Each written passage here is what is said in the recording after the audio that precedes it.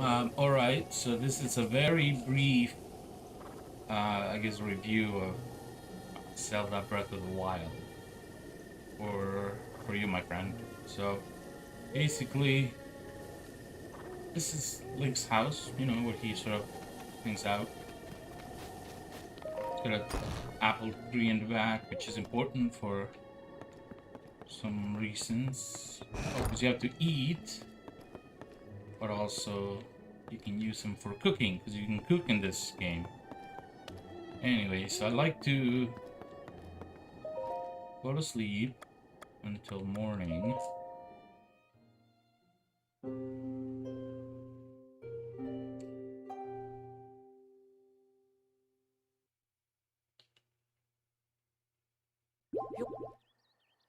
All right.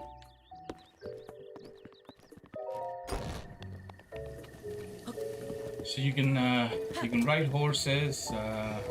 Finally, you can also ride a motorcycle. You can get pretty late game though. Essentially, with this game, and you know what I like to do actually is get a, get up high to get a good point of view. Let's climb my house because in this game, um, if you can see it, you can climb it. If you can see it, you can go to it and climb it. So you know, even those mountains all the way over there and that volcano all the way over there, you can go there because the map is massive. So I'm gonna show the map really quick, but first just a 360 of my house. That's a village called Hateno Village, and in the map we are on this side of it. We are so this is my house for reference, for size reference. Um, the map is pretty massive. You know, it takes sometimes days or weeks in game to get from one side of the map to the other side of the map. Luckily, I've already been playing this game for a while, so all these blue pins that you see are places that I can basically teletransport to. So if I say wanted to go to the Whistling Hill right here, and I don't want to ride a horse or run or go by motorcycle, and I want to do it quickly, then I can just teletransport to there.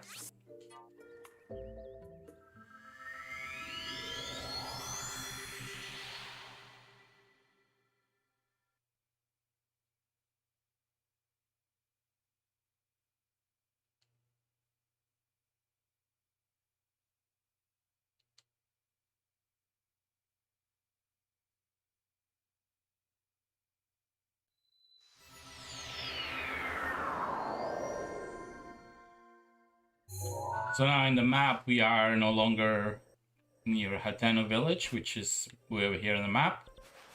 We are near Whistling Hill, and we can literally just kind of go from there. So it's a shortcut to getting places that you need to go to in the map.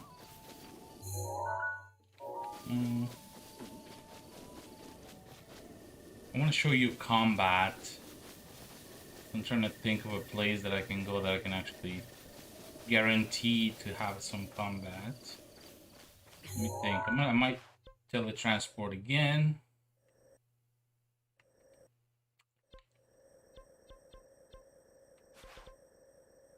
Oh, by the way, the maps. So this area here is a very hot area because it's near volcano. So it's extremely hot environment. This area here is the opposite. It's very cold. You need to wear special clothes to be able to survive there because you literally you will um, um, die of being cold. Down here is Gerudo, which is sort of the desert part of the map. And then on this side, you have you have your central Hyrule you know, surrounding towns over here, which it's usually the climate is a little bit better. So let's go to the central tower in Hyrule, so you can get a better view of the map.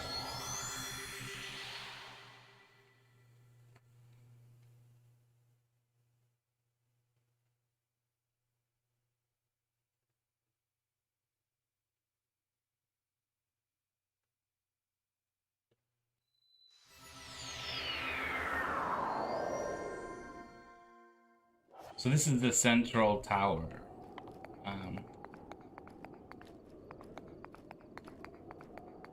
So you can kind of see the whole entire map around you. All the mountains, and like I said, if you can see it, you can go there. So that thing over there that's beaming a red beam, you can get to it and you can climb it. So that's a crazy thing about this map, is that it's so massive, but you can go anywhere, literally anywhere you can think of, you can go. You see it, you can go. So I'm trying to think of some combat. So this game has an inventory system where you keep all your stuff. You can carry quite a bit of stuff, quite a few weapons and tools. Bows, you want to get some really good bows, and you want to get really good at using your bow. Shields. Let's equip some shield. Oops. Let's take one of these double. Oh, it's a single it's a duplex bow. And let's put the Master Sword on. You won't get the Master Sword right away. It takes a while for you to kind of be able to get that.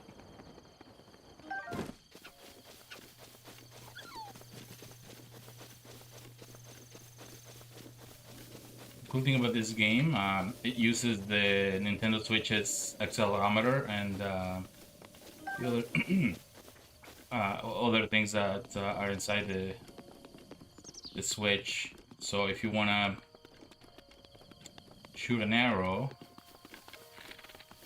you can aim with the with the right stick, no problem. You can still move, or you can use motion control. So right now I'm actually moving it just by tilting the remote, or tilting the Nintendo Switch if you have it on portable. If you have it in portable mode. Anyways, this is the Master Sword. He has quite a few moves.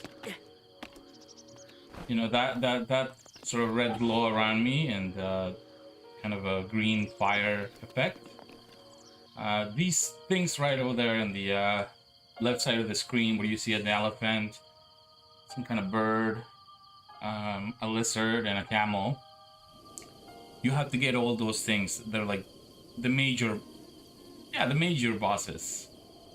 So you probably want to kill all those major bosses and take their powers before you go to the final boss. And the final boss is way over there. You see where there's kind of a castle, and there's an ominous red kind of glow going around it. That's the end of the game. You go there only when you wanna when you have enough ammo, enough skills, enough things that you've been keeping to defeat the main boss, which is not easy to defeat. He's pretty big. It can get pretty tricky. Like he can, and most of the big bosses can one hit kill you. So it's one hit and that's it. You're done. Especially at the beginning, because you don't start off with you don't start off with as many hearts. You only start off with, like, I think 3 or 4 hearts, and it's up to you to kind of upgrade all that stuff as you play the game. Those thingies are not that very difficult to kill. I wish I could show you combat a little bit more. And that little sound that you hear in the background, and see how my mask is sort of moving. The reason I'm wearing this mask is because it's actually a sensor. It's looking for these things called Korok seeds, and there's like 900 in the map, and you have to find them all. And this mask goes off like that whenever you're sort of near one of the seeds. It doesn't tell you exactly where it is. It just tells you you're in the general area. So you're gonna want to climb some trees, get in there. Sometimes it can be really difficult to find it.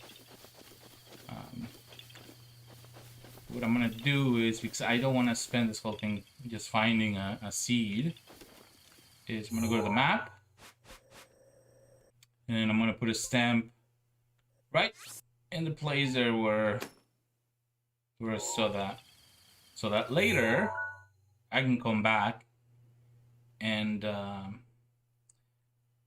find that Korok seed, because there's 900 of them, and I think I have something like, let me check, 164, so I have like several hundred to go. Let's take another teleporting trip to Gerudo, which is sort of the, like I said before, the sand desert, because it's so hot there, you have to wear special clothing sometimes.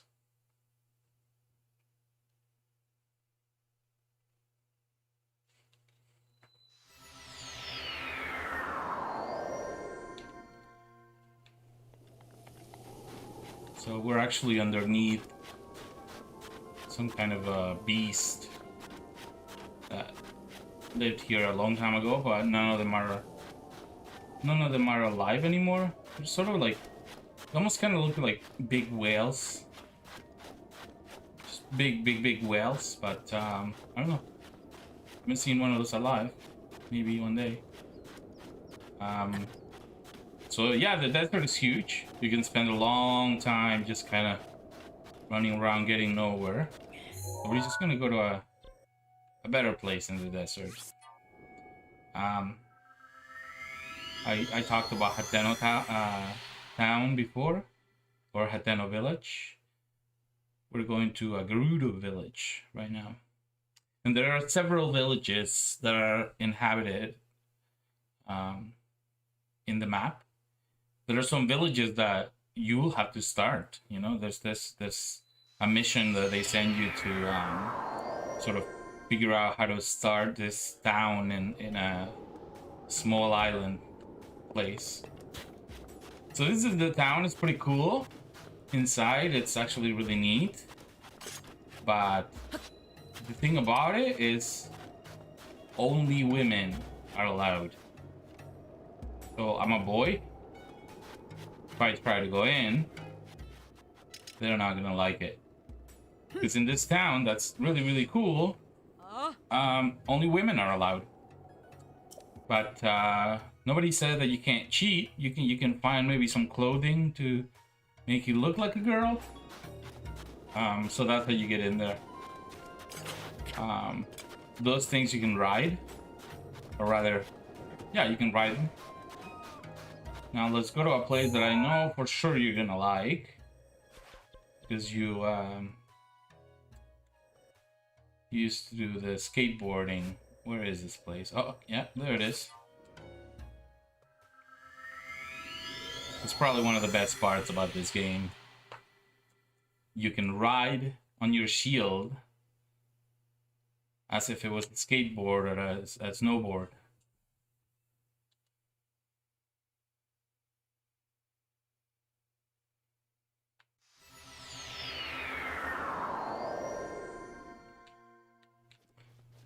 So this dude here, you can buy some shields from him, or you can use one of the ones that we have.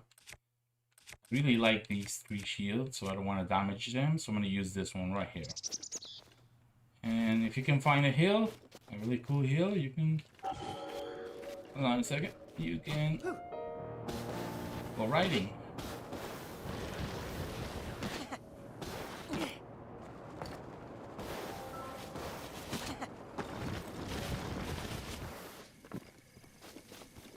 That's kind of cool. Let's do it again.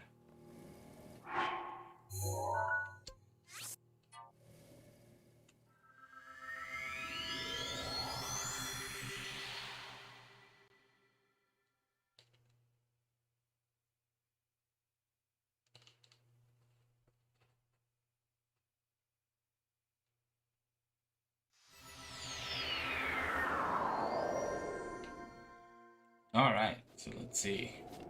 One more time. I want to go more to the right this time.